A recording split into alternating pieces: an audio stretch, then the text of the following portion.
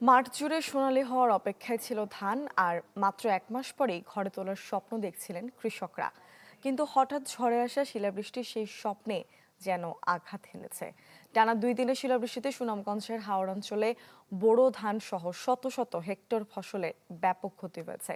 অন্যদিকে হঠাৎ বৃষ্টিতে স্বপ্ন ভাঙছে জয়পুরহাটের আলু চাষিদেরও।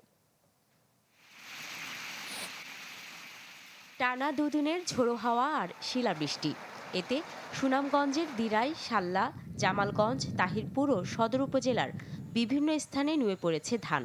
কোথাও আবার জমিতে জমেছে পানি। ক্ষতির মুখে অন্তত 500 হেক্টর বেশি ফসলি জমি। চলতি মৌসুমে জেলার 137টি হাওরে 2,23,410 হেক্টর জমিতে বোরো ধানের আবাদ করেছেন প্রায় 10 লাখ কৃষক। 1 মাস পরই যা ঘরে তোলার কথা ছিল, কিন্তু বৃষ্টি আর জলাবদ্ধতায় শঙ্কায় পড়েছেন কৃষক। যাওই ভাত চোখানে হেদ করছি, পানির টুবে টুবে তোল আছে, পানির তোল আছে, কি করা যা হনে আল্লাহ জানে। প্রায় 50-60 কেজি জমি নিব গেছে পানির তুলে। ক্ষেত তো আমরা করছি কষ্ট করে, আমরা তো অনেক দিন মজুর, আমার ফুলামানতে কাম করে খায়, ঋণ বিন করে করছি। কৃষি সম্প্রসারণ অধিদপ্তর বলছে, প্রাথমিকভাবে ক্ষতির তথ্য মিলেছে প্রায় 369 হেক্টর ফসলি জমির। শিলাবৃষ্টি অব্যাহত থাকলে বাড়তে পারে তা। ক্ষয়ক্ষতির পরিমাণ আরো 4-5 দিন পরে আমরা বিস্তারিত সরজমিন দেখে সেটা বের করতে পারবো। যেহেতু হাওর অঞ্চল, পানি ফ্লো থাকলে পানি স্বাভাবিকভাবে চলে যাবে, পানিটা জমে থাকবে না। এদিকে হঠাৎ বৃষ্টিতে স্বপ্ন ভাঙছে জয়পুরহাটের কৃষকদেরও। পানির নিচে নষ্ট হচ্ছে শত শত বিঘা জমির আলু।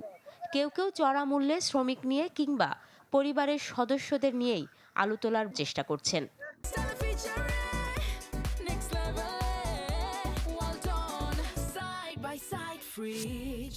এই আলু মনে হয় 100 টাকা মনে বাজারে নিচ্ছে না, দাম নাই। এরকম পরিস্থিতি আমরা কি করবো?